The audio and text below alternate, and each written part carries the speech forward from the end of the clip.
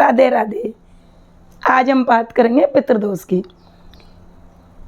ये पितृदोष उत्पन्न क्यों होता है, इसके क्या लक्षण होते हैं, और सबसे बड़ी बात हम पे यही सवाल आता है कि अलग अलग लोगों पर अलग अलग क्यों प्रभाव पड़ता है।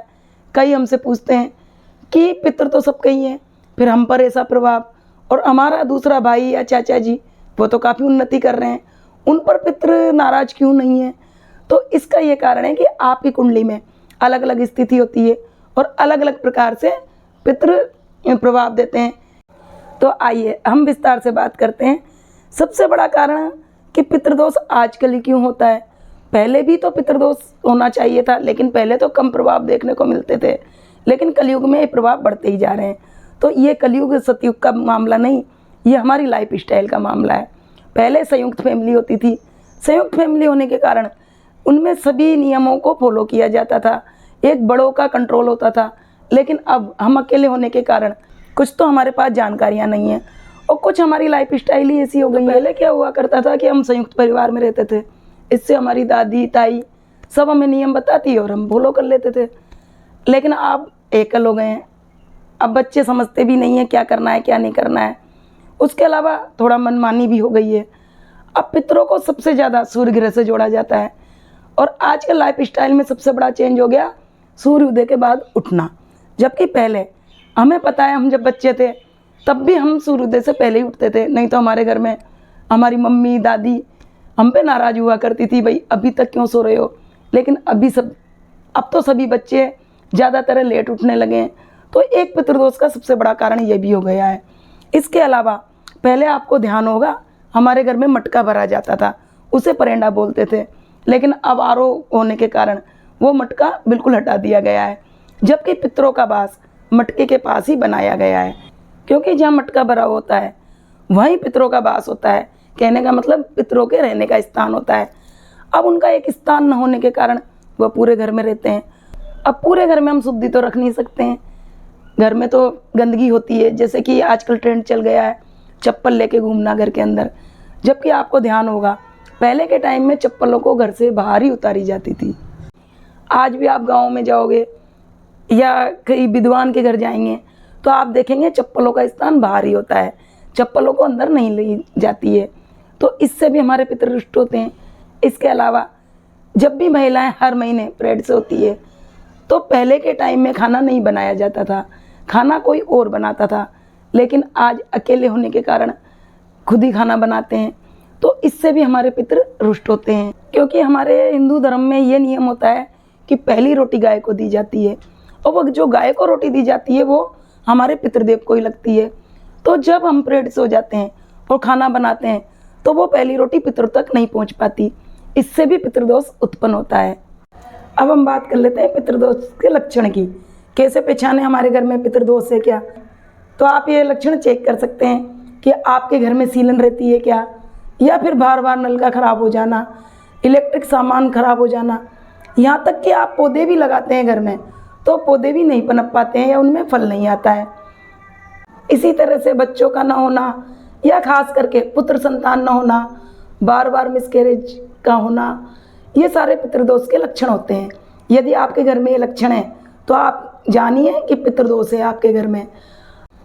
यहाँ तक कि यदि आपके घर में शादी लायक बच्चे हैं लेकिन शादी के योग नहीं बैठ रहे हैं, शादी भी लेट हो रही है, घर में तनावपूर्ण स्थिति है, छोटी छोटी बातों में बड़े बड़े झगड़े हो जाते हैं, घर में आते ही अशांति का होना, मियाँ बीवी में ना पटना, तलाक तक की संभावना हो जाना, तो ये सारे लक्षण पितृदोष के हैं। यदि ये लक्षण आपके घर में मिलते हैं तो बिल्कुल ध्यान दीजिए और पितृदोष का उपाय कीजिए। तो आइए जानते हैं क्या क्या ग्रह स्थिति होने से क्या क्या प्रभाव पड़ते हैं। वैसे तो हमारे पितृदोष के लिए ये पितृपक्ष जो कि 7 सितंबर 2025 से आ रहा है, तो 15 दिन तक हम सभी तिथियों पर अपने पितृजनों को याद करते हैं, तर्पण करते हैं और अग्नि को खाना समर्पित करते हैं, और ये मानते हैं कि हमारे पितृ को ही वो खाना मिला है। ब्राह्मण भोज कराते हैं, दान आदि कराते हैं। कई लोग तो हरिद्वार या गया जी जाकर उनकी शांति भी करवाते हैं। ये उपाय तो अपनी जगह है ही, लेकिन इसके अलावा यदि आपकी कुंडली में अलग अलग तरह से पितृदोष बनता है तो सबके अलग अलग उपाय होते हैं। आगे हम इसके बारे में चर्चा करेंगे। यदि आपको मंगल का पितृदोष है तो आपको इसके लक्षण मिलेंगे कि आपकी रिश्तेदारी में बनती नहीं है या रिश्तेदारी से सपोर्ट नहीं मिलता है। आप रिश्तेदारों के लिए बहुत कुछ करते हैं लेकिन फिर भी पता नहीं क्यों किसी न किसी बात को लेकर मनमुटाव हो जाता है, खास करके भाई से नहीं बन पाती है या भाई से कई प्रॉब्लम में आती है। तो आप समझ जाइए आपके मंगल का पितृदोष है। वैसे तो कुंडली देखकर ही स्थिति का पता चलता है, लेकिन आप भी आमतौर पर ये चेक कर सकते हैं कि अगर आपके पहले और 8वें भाव में मंगल के शत्रु ग्रह बैठे हैं जो कि बुध, राहु, केतु होते हैं, तो आपको मंगल से संबंधित ये लक्षण मिलेंगे। इसके अलावा आपके खून संबंधित बीमारियां भी हो सकती है, बीपी का बढ़ जाना या बीपी का घट जाना या स्किन एलर्जी हो जाना। तो ऐसे में हम क्या उपाय करें? तो ऐसे में सबसे बढ़िया उपाय है आप ज़रूरतमंद को दवाइयाँ दिलाएं। इसके अलावा मंगल के जो उपाय होते हैं, हनुमान चालीसा, मसूर की दाल चढ़ाना, ये तो है ही, लेकिन इसका सटीक उपाय यही है कि आप गरीबों को या ज़रूरतमंदों को दवाई दिलाएं। ये इस 15 दिन में पितृपक्ष में आप दिलाते हैं तो इसका तुरंत ही फल मिलता है। अब हम दूसरे ऋण की बात करते हैं, वो होता है शुक्रदेव का ऋण। शुक्रदेव के ऋण के लक्षण आपको देखने को मिलेंगे कि आपके घर में जितनी भी महिलाएं वह दुखी हैं, किसी भी कारण से हो सकती है, या तो बच्चा न होना या पति की बीमार रहना या पति पत्नी का नहीं बनना या उनके खुद के बीमारी होना, तो ये शुक्र के ऋण को दिखाती है। इसके अलावा घर में शादियों का लेट होना या मियाँ बीवी में बिल्कुल ना बनना, कई बार तो इतनी स्थिति बिगड़ जाती है कि तलाक तक की नौबत आ जाती है। तो इसके लिए आप कुंडली में चेक कर सकते हैं कि दूसरे और 7वें घर में जब सूर्य या चंद्र में बैठते हैं जो कि शुक्रदेव के दुश्मन हैं, तो आपको शुक्र का ऋण पड़ गया है। तो इसका सबसे अच्छा और सटीक उपाय है कि आप आपके वजन के बराबर की घास लें और गायों में वितरित करें, तो इससे इस ऋण से आपको मुक्ति मिलेगी। पक्षों में गाय को चारा जरूर डालें और आपके रिश्ते भी मजबूत होंगे। अब हम बात कर लेते हैं तीसरे ऋण की, वो होता है बुध का ऋण। बुध का ऋण कब पड़ता है? यदि आपके परिवार में कोई भी कन्या बिना मौत खत्म हो गई है या उसको दवाई की कमी रही है, तड़प के हुई है या दुर्घटना से हुई है, जैसे भी है, या आपके पुराने लोगों से आपको पता चल जाएगा कि हमारे घर में कोई कन्या खत्म हुई है, उससे हमें कई प्रकार की परेशानी आती है।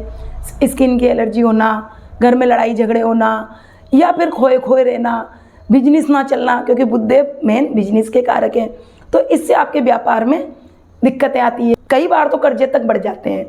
तो अब हमें करना क्या है? जो कि कन्या का है, तो कन्या के लिए हमें देवी माँ की शरण में जाना है, देवी माँ की पूजा करते रहें। इसके लिए आप अपने घर में कन्याएं बुलाएं, खाना खिलाएं और कोई भी पढ़ाई लिखाई के सामान उन्हें दें। इससे आपको तुरंत ही इस ऋण से मुक्ति मिलेगी। अब चौथा ऋण आता है आपके माँ का ऋण। यदि किसी भी प्रकार से आपके कोई भी विधवा लेडीज या बड़ी दादी, चाची जो भी है खत्म हुई, लेकिन उनका मोक्ष नहीं हो पाई है, उनका मोह रह गया है, तो इससे चंद्र का ऋण पड़ता है। इसके लक्षण होते हैं कि आपकी जो माँ होती है वह जीवन में बहुत स्ट्रगल करती है या आपको माँ से किसी भी प्रकार की समस्या रह सकती है, माँ की बीमारी के कारण भी हो सकती है, या कई बच्चों को तो माँ का सुख ही नहीं मिलता है।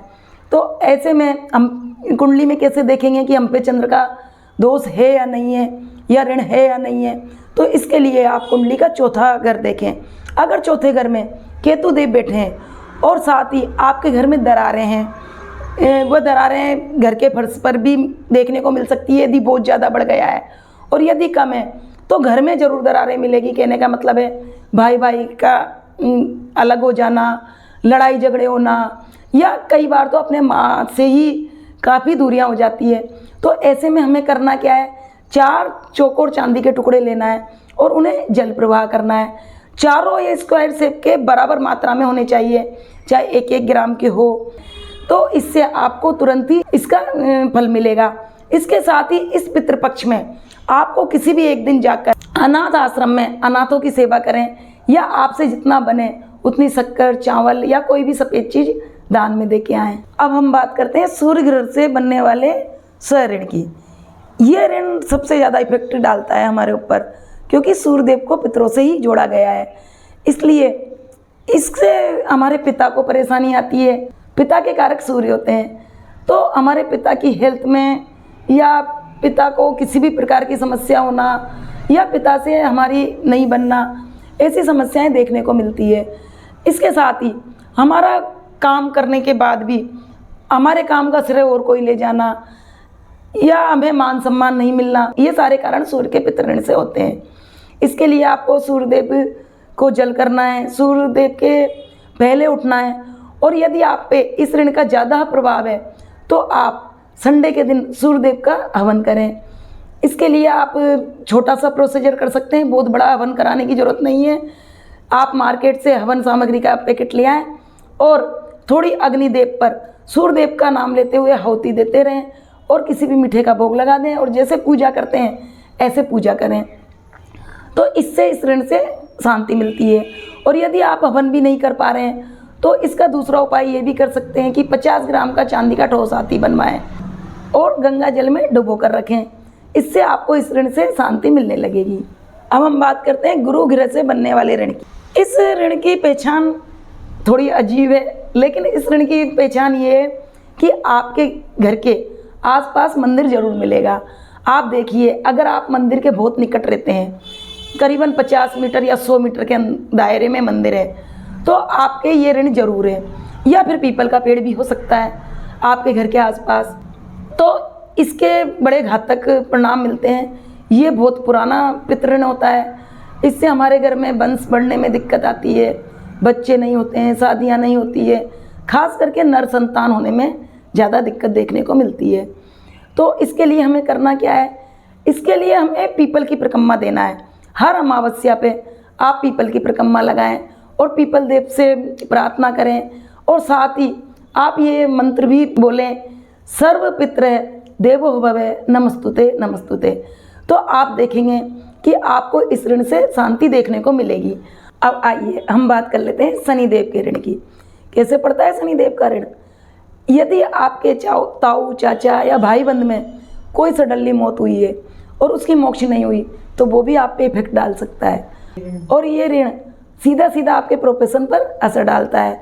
या तो आपका प्रोफेशन में मन नहीं लगता है या बहुत मेहनत करने के बाद भी आपको फल नहीं मिलता है और पता चलता है कि इतनी मेहनत के बाद भी मुझे घाटा क्यों जा रहा है। तो हो सकता है आपके इसके पीछे शनि का ऋण हो। हालांकि विस्तृत में तो कुंडली देखकर ही पता चलता है सब ऋणों के बारे में।